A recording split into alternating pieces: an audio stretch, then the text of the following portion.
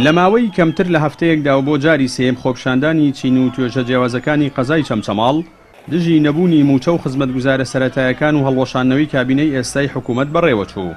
خۆپشاندەران باس لەوە دەکەن پێویستە گەندەڵکاران دەستبەرداری کورسیەکانیان بن و دەسەڵات بەجێ بهێڵن. هەم خۆشیان باشە زانن ئەم حکوومەتە یەکێتی پارتی ئەمان ئەم گەندەڵانە خۆیان باشە زانن خەڵک چی ئەوێ، خەڵک پارەی ئەوێ، خەڵک معاشی ئەوێ، خەڵک کارەبای ئەوێ، خەڵک ئاوێوێ، خەڵک هیچی نییە، خەڵک دینارە لە گرفانیان نییە.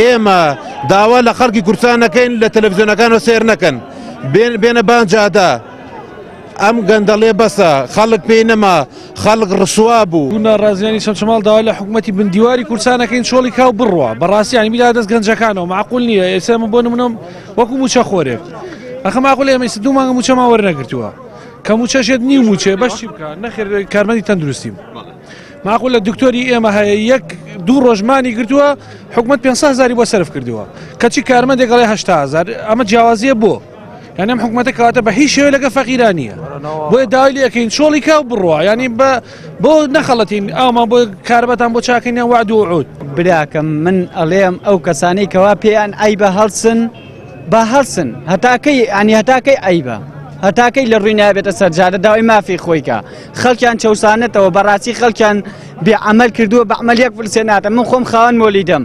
ماڵوە هەیە لە 8,000 4,000 هێنیاڵەوە کەم بەدەستەوە نییە.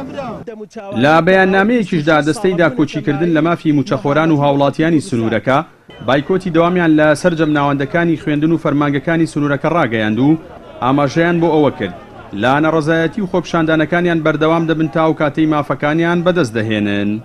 بە ناوی مامۆسایان و فەرمانبەران و پێشمەرگە قارەمانەکان و خوێندکاران و کەسوکاری خوێندکاران و سەرجەمترین توێژەکان لە شاری چەمچەماڵ وەکو سەرجەم شار و شارەکانی تر درێژە بە نەڕەزایەتیەکانمان دەدەین لەم خاڵانەی خوارەوەدا.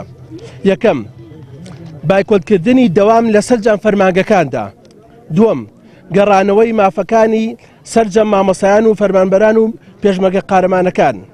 سێم گۆڕینی ئەم دەموچاوانەی کە ماوەی 26 ساڵە بوونەتە مایی نەهامەتی بۆ خەڵکی کوردستان و ئەندازیاری کاولکارین لە وڵاتەدا چونکە بۆ خەڵکی کوردستان دەرکەوتووە کە چاکسازی بەم کەسانە و بەم دەموچاوانە ناکرێ کە خۆیان مای نەهامەتین بە وڵاتە.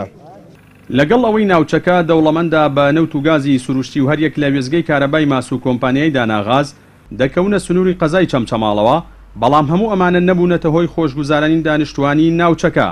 هەر بۆیە ماوەی 2 هەفتەیە شەپۆلێکی ناڕەزایەتی هاوڵاتیان دەستی پێکردووە و پێدەچێت ئەو شەپۆلە ناڕەزایەتیە لە ڕۆژانی داهاتووشدا بەردەوامی هەبێت. جەلال جەباری کەناڵی ئاسمانی پەیام چەمچەماڵ.